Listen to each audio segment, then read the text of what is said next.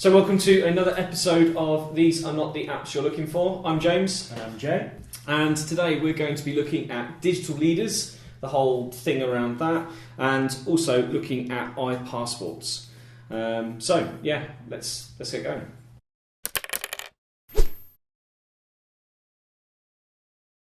The easiest place to start with is, so what are digital leaders? What's your idea of them, James? Okay, so my kind of take on this, and there's loads of things out there, but digital leaders for me are students that have been given some responsibility and have some sort of inclination or enthusiasm for technology. They help classrooms, they help teachers, they help support assistants, those kind of things. And basically kind of lead the project from the student's point of view. Yeah, so these digital leaders are useful on iPad projects, for example, aren't they? So schools everywhere getting iPads. Teachers may struggle with getting to grips with new technology, and you may have 30 experts in the class in the form of the students in front of you.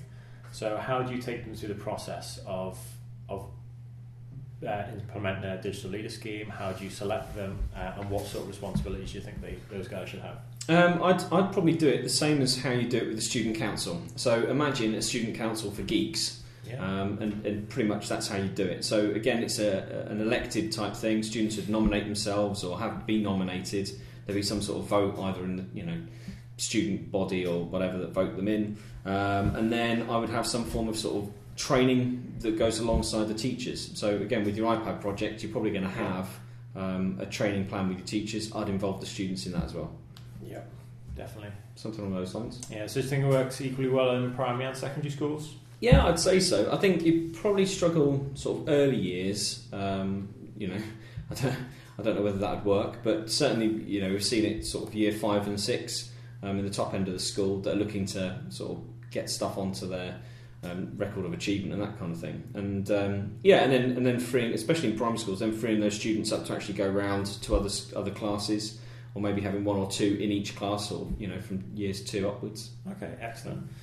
Yeah, so I think one of the key points is that you've got to have a few in the class, and this can really help get teachers out of the mindset of they've got to fix every problem then and there in the class. It gets them away from that troubleshooting aspect, doesn't it? Because some of those responsibilities can assign to the digital leaders in the classroom, so we need to have a number in each class. I'd say that the kind of mind shift change for staff is being prepared or being happy to have students actually help you out.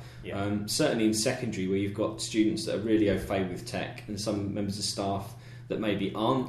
There's kids actually sat in those classes that are dying to help, and then this gives them the ideal opportunity to do it. So it's that kind of, it's like a two-way thing of teachers have to be aware that these students aren't going to be taking over the classroom, but they're there to help.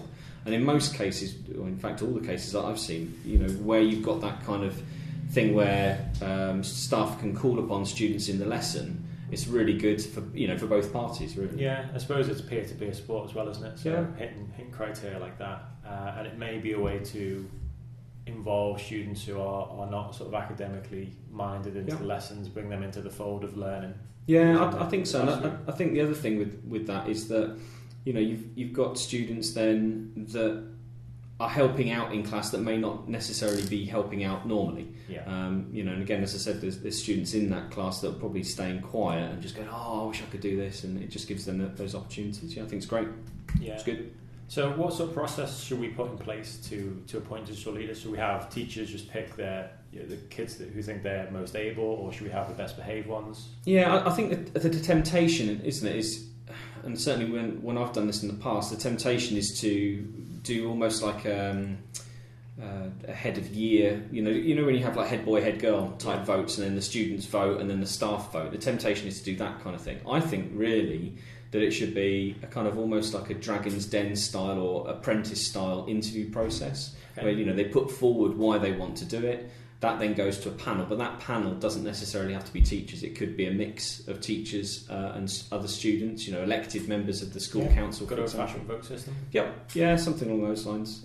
There's hundreds of ways to cut it, isn't there? It could even be that, that we're going to discuss the iPassport bit a bit later, but it could even link into that students that have qualified for that first or are, top of the class or whatever, or enthusiastic about it. You could do it 100 ways. Yeah.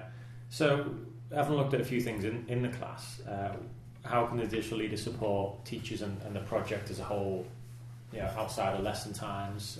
We've seen some schools use like a Genius Bar concept. Yeah, okay, so that's a good one. Before we get into that, really, I think the other thing that we haven't touched on is the fact that students can actually help be technicians as well. Now, I originally started out in a small rural school in Lincolnshire, and they only had one technician. And of course, the technician is going around fault finding constantly, and isn't freed up to do the actual important things. So where the Genius Bar and the digital leader stuff comes in is that those students can actually have some responsibility or be linked to the tech support guys as well. Yeah. So in a lesson, as an example, if the lead comes out of the projector and the member of staff doesn't know or is struggling, then the digital leader or the genius can come up and actually get that sorted. Okay, that's good. Yeah, so going back to the Genius Bar stuff, so the idea behind that is it's taken from Apple stores where you have people who are highly trained in particular areas, and then basically those students are available at lunches, breaks, after schools, early mornings for anybody to drop in. So you'd probably have like a designated area in, say, like the reception area or the canteen, or out in the yard or whatever, where people can take their problems and then students are then qualified to then sort that out. Where it works really well is where you have staff and students going to those things. Yeah. And certainly we've seen that in the schools we've worked with is, those kind of things. When the idea takes off and gets embedded, it's absolutely fantastic for sort of helping out. Okay, yeah, so run a little stall at lunchtimes and breaks, have a Genius Bar, a couple of the digital leaders on there, and presumably like a head digital leader sort of organised and managing it, so teachers again don't have to get involved so much. Yeah, I think you've got to have some sort of structure, and again the temptation is to go sort of senior school or upper school are the most senior, but actually you'll probably find, especially when we've done sort of project based learning things in the past, is actually the younger students are more au fait. So again, I think it's more kind of ability rather than age. And again, that kind of leads into other things that can then route through the school. Yeah. That's pretty cool. I mean, the other thing is almost looking at what we've seen before is sort of like the McDonald's approach to awards, where they have like a badge or a star system, or they get those little pin badges with different kind of app logos on them. So that a genius is an explain everything geek, and they have a little badge on that. I think that kind of thing. You could go to the nth degree of making it awesome. Yeah, and that's probably a point that a lot of schools don't touch on, isn't it? About how the students can actually help benefit the curriculum and the workflow. So they can go out, and then the students and the groups can go away, find new apps of new ways to do things, and then feed that back into the teaching body as well. So and again, I think that's where this is key is seeing the potential of that kind of stuff. Having students that are part of that sort of initial phase of the iPad rollout, so that again, schools typically push them out into box sets and they go out into classes, and then the teachers get an iPad. But actually, if you've got the geniuses that are taking theirs home and they've got part of that responsibility of going to staff meetings and stuff, I think that could be pretty awesome. Or it is pretty awesome. Yeah, and I think that's a good way for the project leader as well, because in most schools you've got one person who leads the project, usually a deputy head or sort of digital pedagogy champion in secondary schools, or an ICT coordinator in primary. And when the project gets up and running, when problems or challenges occur, when teachers have got questions, they'll go to that person. So suppose if we've got a digital leader program in place and those questions are put into that work group, then it gives a chance for the project leader to sort of stay out of that, keep their eyes on the prize and focus on the strategy and the vision of the school. But then it also gives the digital leaders something to really work towards. I think that's a good point actually. Is when we've worked in school, one particular school comes to mind where one member of staff was being constantly lent on, and had a TLR, was responsible as well. So it was a really busy member of staff, and was very keen and enthusiastic. Was getting sort of not bogged down, but kind of distracted by a whole load of really simple questions, but loads of them. If there was a digital leader team put in place for that, or a genius group that were put in place for that, they could easily have resolved most of those problems and alleviated all that time. Definitely. So I think a good way to do that would be to do it virtually as well, wouldn't it, through something like Edmodo. So there's an open forum community. Edmodo's pretty much free, and accessible for any schools and safe for the students to be in as well. So that would be quite an easy sort of route for teachers to ask questions for the students rather than having to find them in person, and also a good collaborative tool for students to work together outside of the class. Yeah. I mean, Edmodo's one, iTunes U. You know, if schools are going, secondary's more, I'd say. You know, those kind of things. You could set up a discussion thread within that. That's really easy to do, really quick. And then you can keep tabs on the students, keep tabs on the questions, because again the kind of worry is, well, you know, if we're getting students answering questions at all times, is that going to impede on their life at home and all that kind of stuff? If you've got a system in place that manages or monitors those questions, I think that's pretty cool. That's good. Okay, should we wrap it up there? Okay, we'll do play some music and whatever, and then we'll get on to iPassports in the next bit. Okay, brilliant. Cool.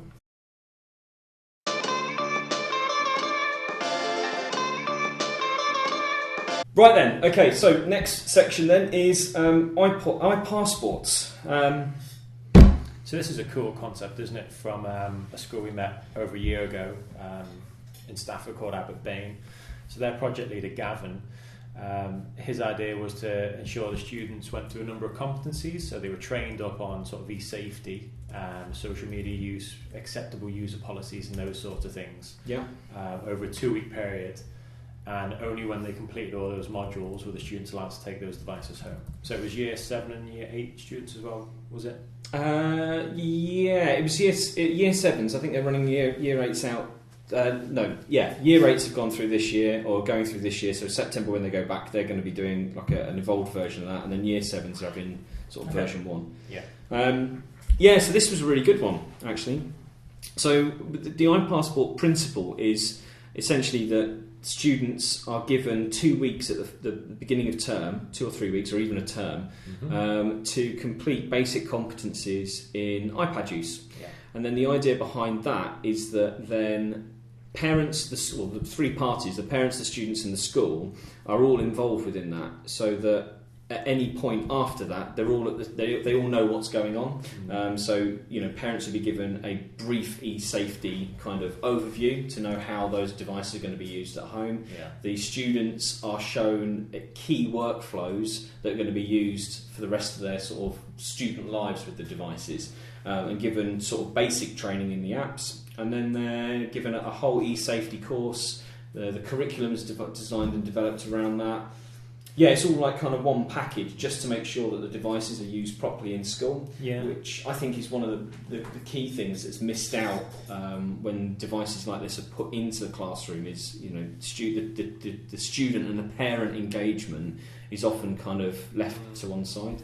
Well, it's line's responsibility as well, isn't it? So one of the big things schools are worried about is the safety challenge. So what happens when the devices are outside of schools? The parents worry about what the children are doing in school with the devices, because a lot see it as a distraction because they've never seen the educational potential of it. And then third, a lot of schools just don't have the conversation with the students about what's expected of them in lessons. And this, I suppose, stops it going down the route of trying to technically manage everything. So instead of trying to lock the device down or admin it, or have the technical team be able to log in and view what's going on in it, it just simply puts that responsibility on at the front end at the students. And I think, again, looking historically at sort of schools I've worked in and worked with, is the temptation to remove the temptation to do wrong by the students. So they as you say, they lock everything down. So messaging and chat, websites are blocked. But for me, that's like a massive kind of lesson, or a massive piece of education that's missed out. And then what happens then is, a year down the line, students aren't really taught how to do that. There's some issue with bullying or something similar on Facebook. That then comes back into school and takes up the pastoral side, loads of time with investigation and all that kind of stuff. With the Abbott Bain thing, we found that the initial kind of meeting that was had between the school, the students and the parents, was a massive uptake. Was it like something over 90% uptake? So these guys had said they typically struggled around the sort of 60% mark for parental engagement, hadn't they? So probably quite similar to what most schools have. I mean, they were a little bit unique in the fact that the school bought the devices, didn't they? And then they were allowing the students to take them home, which I think that's a very good idea, and I'm sure we'll talk about that in a later episode. but they caveated it with the fact that the parents had to come in and they had to sit through this presentation that outlined the vision and what was expected. And then with their son or daughter, they had to go through the process, didn't they, of reading and signing the acceptable user policy, but also importantly the Apple ID issue. Yeah, which is one that sometimes schools miss out, that anyone under 14 shouldn't have an Apple ID. So that's right. Yeah, and I think I mean we have to again just go into this in more detail later, but there's new ways of doing that. But the essential thing I think with that kind of it was like almost like an open evening come assembly that they did. With that, the key was there's 3 parties are in the room at the same time, because again we've seen this before where, you know, first day of term when students turn up, they're taken to an assembly hall and the reseller who sold the devices would be there, and then the person who's in charge of the project, and then all the students, and then they get the iPads handed out and they get maybe a little bit of training or a little bit of information, and then what happens then is that iPad goes home but parents haven't been consulted at that, or you know, and then you have that problem. With everyone in the same room at the same time, they all had the same training, they were all aware, and what was really cool about the Abbott Bain stuff was when we were sort of sat back watching it, you know, in the room watching how it was working, is actually students were helping their parents with the sign up and showing them where the keyboard shortcuts were. So again, it was showing the parents that actually the child knew quite a bit, and also showing the school that the parents didn't know that much. So yeah, that's quite a nice way of doing it. I've done a few of these parental engagement evenings, and I think there's some, I don't know, a phenomenon where a lot of parents don't see the value in tech, and it's mainly because they want their sons or daughters taught in the manner that they were taught, which was maybe 15, 20, 25 years ago now. So I think it's very important to have that conversation. Thinking back to some of the evenings I've done, they've gone disastrously badly. When the school make the decision and then they push it out, schools often find that they're quite surprised that, you know, parents more often than not, they don't want their kids using iPads, you know, every hour of the day, that they're worried about screen time, worried about game playing, e-safety, social media. These are all big concerns that, you know, schools, if they don't consult the parental group, they might not sort of understand, stumble upon and an answer. And if they don't answer those or at least satisfy them before launching these schemes, I think that's where sometimes they run into trouble. No, definitely. I think that the one with the Abbott Bain, you know, the iPassport thing with that, the other angle to that then is once they've done the parental engagement element to it, the devices are there. The other part that was kind of done first really was all the curriculum development. So Gavin actually had formed a team, or part of a curriculum development team, that then sat down and produced a kind of an iPassport course that ran over 2 weeks, and it was just done. Those teachers just delivered that with those students to get that through. He did various little tests with Socrative and Edmodo, so the evidence was recorded. Then students had a little certificate. I think this year, what I certainly would like to do, get my kind of colouring book out again and sort of getting into the design, is actually then the students having the badge, you know, having those kind of elements to it. So it's like it's almost like game-based learning. Yeah, game-based learning. Yeah, exactly. They level up as they go through the competencies. Yeah. The thing that most impressed me about that I didn't realise at the time was, after speaking to Gavin afterwards and how he designed it, was the methodology behind why he did it, and it's positive and negative reinforcement. So a lot of acceptable user policies in school, the child will read it, you know, they sign it and they agree to these things, and then what that allows the school to do is that, you know, when the child's caught, you know, playing on games or on social media or doing something that school doesn't want them doing, they're then given a consequence. So the device is taken off them, they're put in detention, or the parents are called in. So all very negative reinforcement there. With the iPassport scheme, we flipped that on its head. So the key was that the students couldn't take the device home until they completed it, and at the quickest it took 2 weeks to complete. So in those 2 weeks, it meant that students were, you know, working towards a positive goal. So it was reinforcing the actions that the school wanted the students to carry out in lessons over a prolonged period of time. And then from what I know, so behaviour management has almost been a non-issue in the school afterwards, because, you know, the students who have taken those devices home, they understand and they've acted out the way that they're expected to use the devices. The students who didn't complete it within the first 2 weeks, you know, those guys didn't get the devices, and then very quickly they sort of followed suit and then began, acting as what was expected of them. Yeah, it's an interesting one because there was a point, I think we had a discussion in one meeting I had with Gavin, and he was saying about the sort of year 10s and year 11s getting them and sixth formers getting them. But of course, because they've gone through a system where they'd had those rigorous rules put in place, it wasn't the same. It was a completely different approach, and the students, weren't really with it. Whereas with the year 7s, that wave now will go through the school. And some good stuff's going to come from that, I think. Yeah, that sounds good. So what we can do, in the description link, we'll put the links to the Digital Leader Network. So that's a great place to get started. Yeah, and find all those resources about how you develop digital leader teams, and also network with other schools and educators who've done it already. We'll put the links in there for the Abbott Vane project, because I know Gavin is blogging about that and his experiences, and also the pupils putting work up there. Yeah, we'll stick his WordPress site up there. That'd be good, and the Abbott Vane school site as well. Yeah, I like that. But I think from mine, that pretty much covers up everything I've got here. Anything else you want to add, James? No, I think that's good.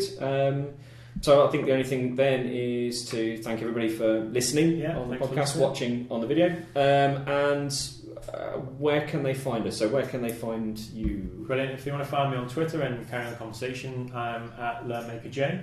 And I'm The LearnMaker. So I'm The LearnMaker. If you're listening on podcasts and not on YouTube, you can join the conversation by jumping onto Facebook, so facebook.com/LearnMakerUK. We'd love to hear your comments, feedbacks. If you are using digital leaders in your school or doing anything similar, then please get in touch, let us know. We really want to hear your experiences with this. Cool, fantastic. Until next time. Take care. See ya. Bye.